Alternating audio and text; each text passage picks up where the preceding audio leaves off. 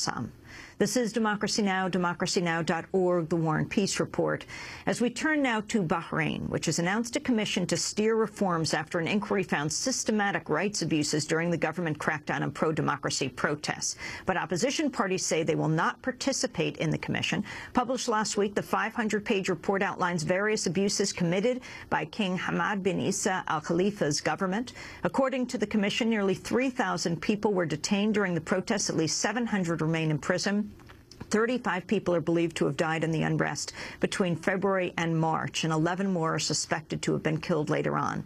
Meanwhile, 20 Bahraini doctors and nurses are being retried by a civilian court today after being convicted by a military court of trying to overthrow the government of Bahrain simply by treating protesters who were wounded in the pro-democracy uprising. Well, for more on the situation in Bahrain, Democracy Now! Correspondent Anjali Kamat recently spoke to Bahraini activist Ala Shahabi during a trip that Ala made to Cairo. She is the wife of a Bahraini political prisoner seized in jail during the uprising. My name's Ala Shahabi. I'm from Bahrain.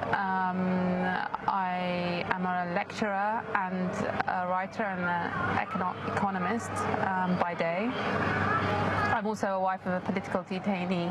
My husband's called Ghazi Farhan. He's a businessman, completely apolitical. On April the 12th, he was arrested from his office car park. He was then held for 50 days. And then he suddenly appeared in a military tribunal at the end of May. He was charged with participating in the protests.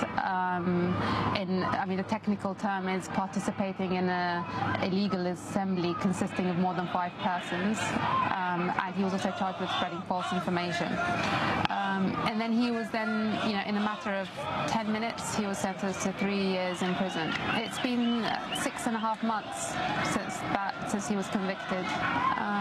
So it's been a very difficult time for my family personally. But I'd like to emphasize he's, I think, one of at least 500 people in the prison that he's in who have been arrested and charged and convicted because of their participation or involvement in the political uprising. In less than 2 weeks, military courts sentenced over 200 people to a total of some 2,500 years in prison.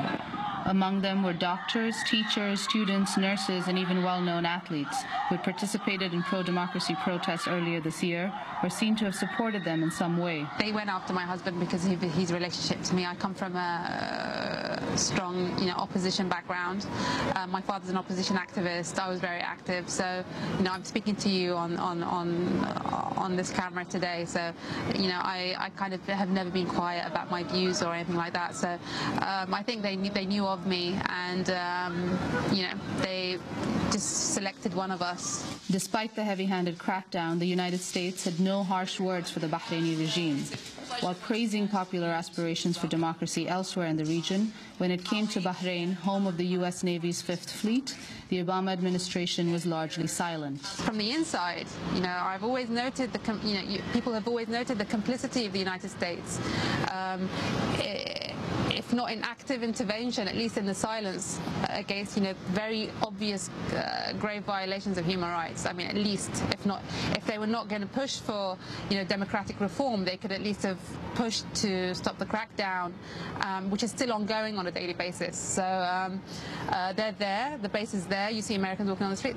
Yet, we haven't seen any of the, punitive measures being taken against the Bahraini regime over this period. In fact, we were, shocked to hear that there's an arms deal that's planned to go through.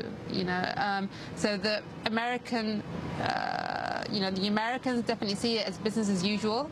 That they will continue arming the Bahraini regime, even though we know that the Saudi troops that entered Bahrain were using, American weapons. So there is a very clear precedent that's been set where these Gulf states have no hesitation in using this weaponry against their own people. And there's no guarantee that they won't use it again or they won't continue using it. So we don't see that the U.S. has been very, very helpful to the Bahraini people in their call for democratic reform. They continue arming the Bahraini regime. you know, it's definitely, I mean, someone has said that Obama needs to attach a crumpled copy of his, you know, his Arab Spring May speech when he sends those arms to the Bahraini regime. I mean, there isn't a starker example of double standards of, you know, U.S. policy towards Bahrain vis-a-vis other countries in the Middle East. Earlier this year, the U.S. approved a $53 million arms deal to Bahrain.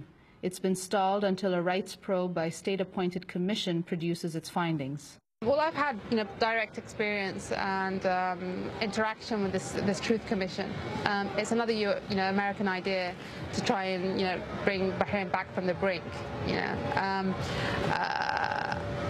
I don't need a Truth Commission to tell me what happened to my husband. You know, we've seen this firsthand. We don't need someone from the outside to come and tell us what's happened to the Bahraini people. We've seen it, we've experienced it, we've seen it across the country. We don't need verification of that. If anything, the key test of this commission will be to what level it holds the regime to account, and how can an appointed commission, you know, in which people were hand-selected by the king, are being paid by the king, how can an accused party appoint someone that's going to incriminate it? You know, just illogical and irrational that it will do that. So the inbuilt expectation is that it will whitewash at least the highest ranks of authority from responsibility over the violations that occurred. I asked Alaa what continues to drive people to protest and whether she's afraid of speaking out so publicly. You know, what we've seen in Bahrain has been very painful. I mean, I can speak for myself. You know, you don't want to see your loved one being punished, and hearing the stories that come out. You know, very atrocious things that you hear happening, and you wonder, you know, who's capable of doing this in terms of inflicting, you know, torture on another human being like that. But you reach a point where you don't actually fear arrest. You know, you've heard the stories over and over again. You know what to expect. You know what it's like. You know the details of things, and you lose this mask of fear. You know, it doesn't really exist.